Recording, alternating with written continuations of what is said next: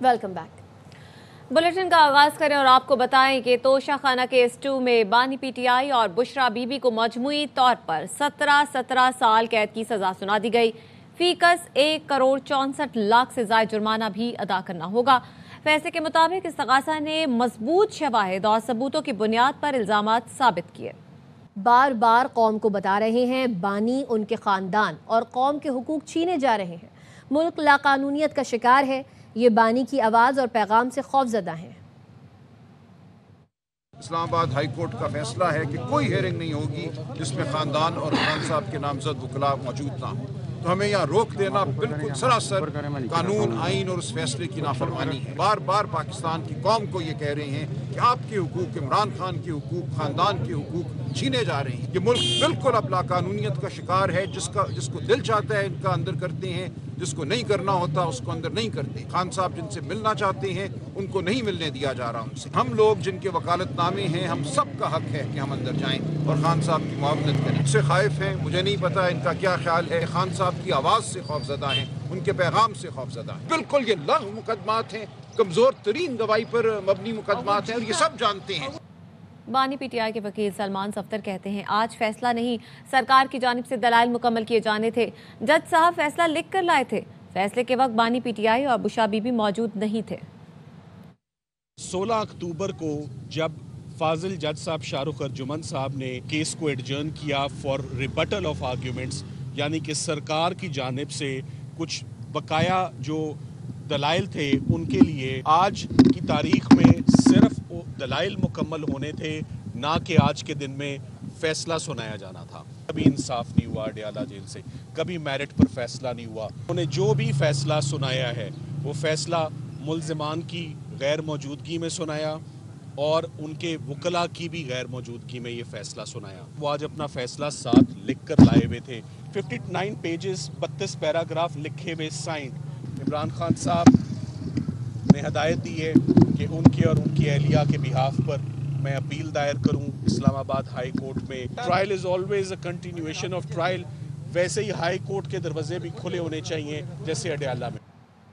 वज़ीर इत्तलाआत अताउल्लाह तारड़ ने तोशा खाना 2 के फैसले को इंसाफ पर मबनी करार दे दिया। कहा कि ये ईमानदारी और दियानतदारी की बातें करते हैं। दुनिया देख रही थी कि पाकिस्तान में ऐसा वज़ीर आज़म था जो तहाइफ बेच कर खा जाता था। बीबी और इमरान अहमद न्याजी साहब ने एक पूरा कारोबार बनाया हुआ था अपने घर में। तोशा खाना 1 के जो तहाइफ थे इनको अंडर वैल्यू करके और ये रिटेन कर लिए गए। उनको अंडर वैल्यू करना ये फ्रॉड का जुर्म है। सरकार को जो पैसे जाने थे इन तहाइफ को रिटेन करने के, वो इनकी असल वैल्यू से बहुत कम पैसे दिए गए। एक माइंड सेट था कि कुछ तहाइफ बेच दो, उससे मुनाफा कमा लो, पैसे अपने पास रख लो। करोड़ों रुपए का नुकसान हुआ नेशनल एक्सचेकर को। पब्लिक ऑफिस होल्डर को ये जेब नहीं देता कि वो इस तरह की हरकतें करें और एक कारोबार के तौर पे इसको चलाएं, जहां पे ये बेसिकली लालच थी। बाकायदा तौर पे वो वजीर आजम जो सुबह 11 बजे दफ्तर आके 5 बजे घर चला जाता था, तो ये शाम को यही सारे कारोबार होते थे कि किसको जमीनें अलॉट करनी है, कादिर का ट्रस्ट किस तरह बनाना है, 5-5 कैरेट की अंगूठियां कैसे लेनी है। Criminal breach of trust by public servant ये इस्टेब्लिश हुआ कि आपने अमानत में खयानत की, आप पर जो एतमाद किया गया था वो आपने उस एतमाद को ठेस पहुंची। और ये जो सजा दी गई है 10 साल की एक और 7 साल की एक, टोटल 17 ईयर्स है। ये शुरू तब होगी जब 190 मिलियन पाउंड केस की सजा जो है वो अपनी सेंटेंस जो है वो सर्व कर चुके होंगे। क्लियर है कि जिन सेक्शंस के तहत ये सजा दी गई है, तो देखिए इंसाफ सबके लिए बराबर है और इंसाफ होता नजर आ रहा है। वज़ीर मुमलिकत बराए दाखिला तलाल चौधरी का कहना है बानी पीटीआई ने जो बोया आज वो काट रहे हैं। उन्हें और बुशरा बीबी को सजा आईन और कानून के मुताबिक हुई। बानी पीटीआई और उनकी अहलिया उन्होंने पूरे का पूरा तोशा खाना ही साफ कर दिया। पहले होनी चाहिए थी। 15 महीने लगे हैं। डिनर सेट से लेकर मोबाइल सेट तक तमाम चीजें उन्होंने अपने घर रखी, उनको मिसडिक्लेयर किया। के पास कोई जवाज और जवाब नहीं था कि वो इसको जस्टिफाई कर सकते। उनकी इज्जत पर हरफ आया है। ये तो नया कोई शादी हुई हो, आप अपने दामाद को घड़ी दें, अगर वो घड़ी बेच दे तो लोग कहते दा हाल कोई नहीं। तो ये तो मुल्क की सरबराही थी। तो सियासी ड्रामाबाजी करने की कोशिश की है। सियासी कहने से केस में आप बेगुनाह नहीं होते। कोई पॉपुलर है या सियासी है, कहना बेगुनाही के लिए काफी नहीं है। हमदर्दी कार्ड ना खेलें। सेहत पर ان کی زندگی پر یا ان کے بچوں کے معاملے پر ان کے بچے جس دن اپلائی کریں گے اسی وقت انہیں ویزا جاری کریں گے۔ اللہ رحم کرے، جیسے کہا تھا دسمبر کا مہینہ ہے اور سب کچھ دیوار پر لکھا ہے۔ سینیٹر فیصل واؤڈا نے ٹویٹ میں لکھا، بہرے اور اندھے جان بوجھ کر پھر بھی نہیں مانے۔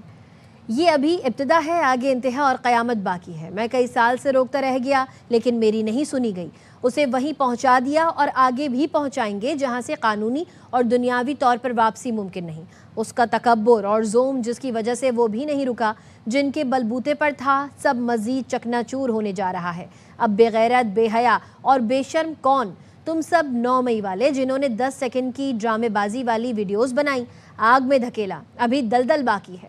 9 مئی کے شواہد اور گواہی کا انتظار کریں۔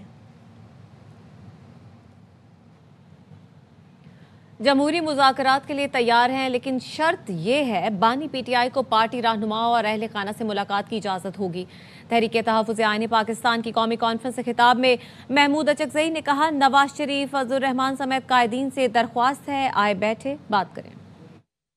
جمہوری ڈائلاگ کے لیے ہم تیار ہیں، لیکن اس کے لیے شرط یہ ہے عمران خان سے ملاقات کی اجازت ہوگی، اس کے سیاسی دوستوں کی، اس کے خاندان کی۔ یہ الف ہے ڈائلاگ کا۔ میری ریکویسٹ ہے، تھی اور اب بھی ہے، میاں نواز شریف سے، مولانا فضل الرحمان سے، جتنی بھی سیاسی پارٹیاں ہیں، بیٹھے ہماری رابری کریں، آئیں، بس ایک دوسرے کو معاف کریں۔ ہم نے یہاں بیٹھ کے ایک ایسا طریقہ نکالنا ہے جس سے یہ ملک اس بحران سے نکل جائے۔ 2010 سے نومبر 2025 تک کے پی کو وفاق سے 8,400 ارب ملے۔ وزارت خزانہ کا وزیر اعلیٰ خیبر پختونخوا کے بیان پر رد عمل۔ وزارت خزانہ نے کہا، این ایف سی کے تحت صوبوں کو ہر 15 دن باقاعدگی سے رقم ملتی ہے، کوئی بقایا جات نہیں ہے۔ وفاق نے 17 دسمبر 2025 کو کے پی کو این ایف سی کی مد میں 46.4 ارب روپے جاری کیے۔ 2010 سے دہشت گردی کے اضافی بوجھ پر کے پی کو اضافی 1% ملا۔ اسی پر بات کرنے کے لیے ہمارے ساتھ موجود ہیں ماہر معاشیات خاقان نجیب۔ خاقان صاحب، 2010 سے نومبر 2025 تک کے پی کو وفاق سے 8,400 ارب ملے اور وزارت خزانہ کا وزیر اعلیٰ خیبر پختونخوا کے بیان پر یہ رد عمل آیا ہے، کیا کہیں گے؟ دیکھیے، سمجھنے کی بات اس طرح سے ہے کہ اس وقت 7th NFC کمیشن ایوارڈ چل رہا ہے، جس کے مطابق 14.62% آف دا پروونشل جو ایلوکیشن ہے وہ اس وقت وفاق اور جو صوبوں کا ہے اس کے مطابق اس وقت ہوتی ہے کے پی کے کو۔ پنجاب کو 51.74، سندھ کو 24.55 اور بلوچستان کو 9.9%۔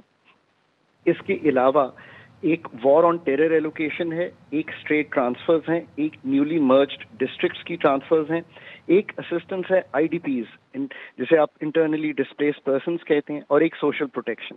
اب جو اس وقت وفاق نے اپنا جاری کیا ہے ان کے مطابق ان سب جو فریم ورکس ہیں اس میں جو بھی پیمنٹ ڈیو تھی، یعنی کہ 2010 سے فار ایگزامپل اوپر کی 3 مدوں میں، یعنی کہ N F C additional 1%، straight transfers وہ کر دی گئی ہیں، اور جو باقی پیمنٹس ہیں وہ 2016 سے 25 تک اور 2019 سے نیولی مرجڈ کی وہ ساری کر دی گئی ہیں۔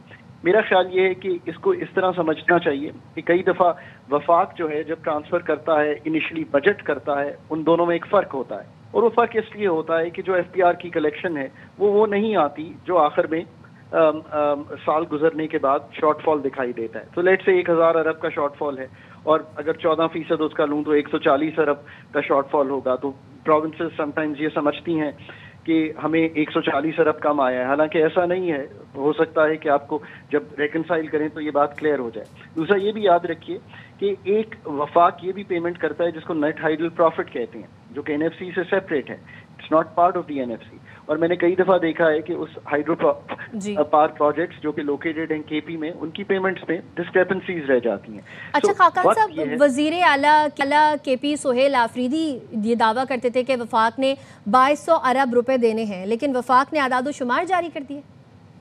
جی، that's what I am seeing کہ یہ ایک ٹیکنیکل ایشو ہے، اور اس کو آئی تھنک جیسے آپ کہہ رہی تھی پولیٹیسائز کرنے کی ضرورت اس لیے نہیں ہے کہ آپ ٹیکنیکلی یہ ڈیسائیڈ کر سکتے ہیں کہ پیمنٹس اگر ان کو کم وصول ہوئی ہیں تو وہ کس مد میں ہوئی ہیں، وہ اس کا بڑی کلیئرلی جواب دے سکتے ہیں۔ اور میں تو یہ سمجھتا ہوں کہ فیڈرل گورنمنٹ کی فائنانس منسٹری اور ان کا جو ڈپارٹمنٹ ہے فیڈرل اپنا KPK کا جو ڈپارٹمنٹ ہے فائنانس کا، وہ بیٹھ کر یہ بڑی جلدی ریکنسائل کر سکتے ہیں. مجھے یاد ہے کیونکہ میں نے فائنانس منسٹری میں ایز این ایڈوائزر کام کیا ہے کہ کبھی بھی ایسی ڈسکریپنسی آتی تھی تو ہم دونوں ڈپارٹمنٹس کو بٹھا کر یہ سارٹ آؤٹ کرا لیتے تھے. اٹ از ٹرولی امپورٹنٹ کہ یہ ریکنسائل اس لیے بھی کیا جائے کہ آپ اگلے NFC کے لیے بڑھ رہے ہیں. اگر آپ کے پیچھے کمپنسیٹری ایشوز رہ جائیں گے یا آپ کی ڈسکریپنسیز رہ جائیں گی یا آپ کی ریکنسیلیشنز رہ جائیں گی تو آپ آگے کیسے بڑھیں گے؟ اور ٹو بی آنیسٹ میں ہمیشہ کہتا ہوں کہ یہ زیادہ ٹیکنیکل ایشوز ہیں because these ministries both need to build the kind of capacity where they can be very clear کہ کہاں کہاں ایسی جگہیں ہیں جہاں پہ کوئی ڈسکریپنسیز کو کلیئر کرنا ہے. میں ہوپ کرتا ہوں کہ یہ دونوں منسٹریز جو ہیں اس وقت بیٹھ کر اس چیز کو اس لیے کلیئر کریں گی کہ ورنہ آگے بڑھنا جو ہے وہ مشکل ہوگا. اگر NHP کی پیمنٹ ہے جو آئی ایم شیور کہ ان دی اینڈ جب دیکھیں گے تو کچھ وہ بھی اس میں سامنے آ رہی ہوگی تو وہ بھی جو ہے ریکنسائل کی جا سکتی ہے. پاکستان میں اس وقت آگے بڑھنے کی ضرورت ہے کہ جو وفاق اور صوبوں کا فیڈرل فسکل فریم ورک جو اوور آل ہے اس کو ٹھیک کیا جائے. جہاں پہ کھڑے ہیں مطلب ایسا تو نہیں ہو سکتا کہ 2010 میں آخری NFC کیا تھا اور 15 سال بعد بھی یہ کہہ رہے ہیں کہ بہت ہی بروکن ہے فیڈرل فسکل فریم ورک پر ہم ابھی پرانی چیزوں کو ہی طے نہیں کر پاتے. That should not be the story of Pakistan today. The story جتنی ٹیکنیکل اور جسے آپ کہیں گے ایکسپرٹیز ضرورت ہے وہ یوز کیجئے, ان چیزوں کی ریکنسیلیشن کیجئے. یہ فیڈرل کنسولیڈیٹڈ فنڈ کا جو اکاؤنٹ نمبر 1 ہے وہاں سے ہم شور پیمنٹ ہوتی ہے. یہ کوئی ایسی مشکل چیز نہیں ہے کہ یہ ریکنسائل نہ کی جا سکے, اور اتنا ضروری ہے نئے NFC کو ٹھیک کرنا اور جو اس وقت جس طرح کے مالیاتی خسارے ملک چلا رہا ہے اس میں سے نکلنا. ورنہ اگر یہ اگلے 1.5-2 سال میں نہیں کریں گے اور یہ بھی فنڈ کا پروگرام ختم ہو گیا, ہم گروتھ اسٹریٹجی کی بات کرتے ہیں, میں کہتا ہوں پہلے اپنا فسکل فریم ورک تو ٹھیک کر لیں, وہ تو ہمارے ہاتھ میں ہے. جو ایکسپینڈیچرز ہیں, جو کمائی ہے, اس کو تو ایسا کریں کہ آپ کا نقصان نہ ہو رہا ہو. یعنی کہ ایک فسکل ڈیفیسٹ بنتا ہے, پھر ہم صوبوں سے ایک مانگتے ہیں سرپلس, پھر OFD بنتا ہے. تو یہ سارے معاملات جو ہیں ان میں بار بار کہتا ہوں they require technical competence. It is not a political issue and should not be thought of like that. یہ کیوں نہیں ٹھیک ہوتے؟ بیکاز اتنی کیپیبلٹیز ہی نہیں ہوتی کہ ہم ان چیزوں کو اتنا کلیئرلی اور جسے کہیں گے ابہام کے بغیر چلا سکیں. آئی ریئلی ہوپ کہ یہ ریکنسائل کی جا سکیں گی. ٹھیک ہے, ماہر معاشیات ڈاکٹر خاقان نجیب ہمارے ساتھ موجود ہیں, آپ کا بہت شکریہ. وفاقی وزیر اطلاعات عطا طارر کہتے ہیں ڈان میڈیا گروپ کو 13 مہینے میں 86 کروڑ روپے کے اشتہارات دیے گئے, اس کے باوجود ملازمین کو نوکری سے نکال دیا گیا. ڈان پاکستان کے بڑے میڈیا گروپس میں سے ایک ہے, لیکن اس کا تمام تر انحصار حکومتی اشتہارات پر ہونا کوئی اچھی بات نہیں. ڈان میڈیا گروپ کو پچھلے 13 ماہ میں اگر میں آپ کو کہوں کہ 3-4 حکومتیں, کچھ صوبائی کچھ فیڈرل ملا کے 86 کروڑ روپے کے ایڈ دیے گئے ہیں, تو یہ ریکارڈ کی بات ہے. اور میں وہ تمام ڈیٹیلز آپ سے آن ریکارڈ شیئر بھی کر سکتا ہوں. ایک کارپوریٹ گورننس بھی ہوتی ہے نا آپ کا اپنا ایک سسٹینیبل ماڈل ہوتا ہے. یہ تو نہیں ہو سکتا کہ آپ کی تمام تر ریلائنس جو ہے وہ گورنمنٹ کے ایڈز کے اوپر ہے. ایک میڈیا گروپ ہے اس ملک کا, بڑا میڈیا گروپ ہے, اور مطلب انہوں نے ان کی ہسٹری ہے پاکستان کے اندر. مگر ہیونگ سیڈ دیٹ, اگر 13 ماہ میں 86 کروڑ کے آپ ایڈ بھی لیں, لوگوں کو بھی لے آف کریں, وہ تو ان کا اپنا معاملہ ہے. بٹ میں سمجھتا ہوں کہ مکمل بندش نہیں ہے ایڈز کی, کچھ ایڈز چل بھی رہے ہیں, بٹ ٹوٹل ریلائنس گورنمنٹ کے ایڈز پہ ہونا یہ بھی کچھ. وزیر مملکت داخلہ طلال چودھری کا کہنا ہے جہاں گورننس اچھی نہیں وہاں نئے صوبے ضرور بننے چاہیے.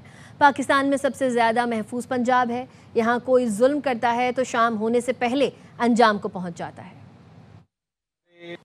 نغمے نہ پیٹ بھرتے ہیں, عام آدمی کے لیے کوئی آسانی یا بہتری پیدا کرتے ہیں. ہمارا کمپیریزن دوسری حکومتوں کے ساتھ کام اور کارکردگی کا ہونا چاہیے, گالی کا, تنقید کا نہیں. بار بار کہتے ہیں کہ پنجاب کے پاس بہت پیسے ہیں, اتنے ہی پیسے جتنی اس کی آبادی ہے. پنجاب میں جانوروں کی صحت کے لیے اتنا ویٹنری سٹاف, ڈاکٹر, ہسپتالوں تک دعوے سے کہتا ہوں دوسرے صوبوں میں انسانوں کے لیے اتنی سہولتیں मुयस्सर नहीं है। इंसान इसके बाद आते हैं, कारपेट रोड्स, ग्रीन बसेस, बच्चों के वजीफे, 50 से ज्यादा प्रोजेक्ट हैं। रोज हमें समन दिए जाते हैं कि सूबे नए बनने चाहिए। सूबे बिल्कुल नए बनने चाहिए जहां पर गवर्नेंस अच्छी नहीं। अगर छोटे सूबे में गवर्नेंस अच्छी नहीं तो उसकी गवर्नेंस अच्छी करने के लिए जरूर सोचना चाहिए। है कोई इस पंजाब में तो कितना भी ताकतवर क्यों ना हो, किसी की बहन बेटी को साथ जुल्म करे और वो शाम होने से पहले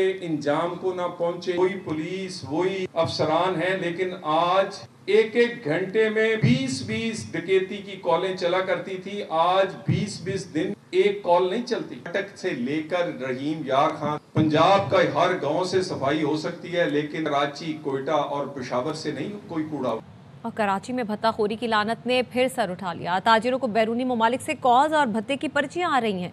एमकेएम पाकिस्तान के रहनुमा फारूक सत्तार कहते हैं, शहर में भत्ताखोरी में गैंग वॉर के किरदारों के नाम आ रहे हैं। हम सूबाई हुकूमत के साथ खड़े हैं। इस इफरीत के खात्मे के लिए जिम्मेदारियों को पूरा करेंगे।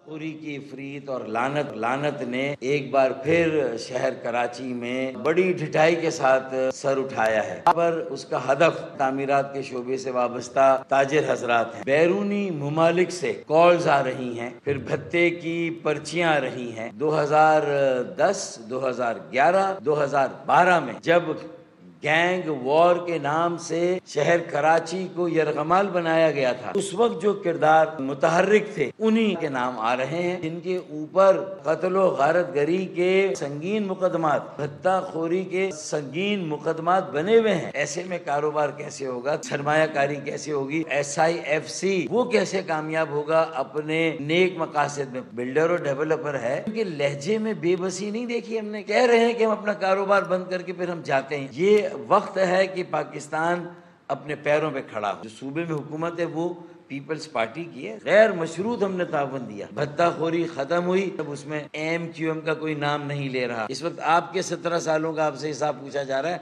हमारा हिसाब जो होना था वो हो गया है। सूबाई हुकूमत के साथ खड़े हैं, वजीर आला के साथ खड़े हैं। इस इफरीत के खात्मे के लिए अपनी जिम्मेदारियों को पूरा करें। ऐसा लगता है MQM ने फारूक सत्तार को सच बोलने से रोक दिया है। फरसूदा स्क्रिप्ट के जरिए आवाम को मजीद गुमराह नहीं किया जा सकता। तर्जुमान सिंध हुकूमत सादिया जावेद का MQM रहनुमा फारूक सत्तार की प्रेस कॉन्फ्रेंस पर रद्द-ए-अमल। कहा कि जो जमात कराची में भत्ताखोरी और खौफ की अलामत रही, आज वो किस मुंह से बात कर रही है। MQM के तरबियत याफ्ता नासिर दोबारा सर उठाना चाहते हैं। उन्हें कानून के तहत सख्ती से रोका जाएगा। 10 साल वफाक में बैठकर कराची को इल्ज़ामात के सिवा कुछ नहीं दिया गया। अगर कराची से वाकई मोहब्बत है तो K4 मंसूबे के फंड्स क्यों नहीं दिलाए। पीपल्स पार्टी ने ही कराची को भत्ताखोरों से निजात दिलाकर अमन वापस लौटाया।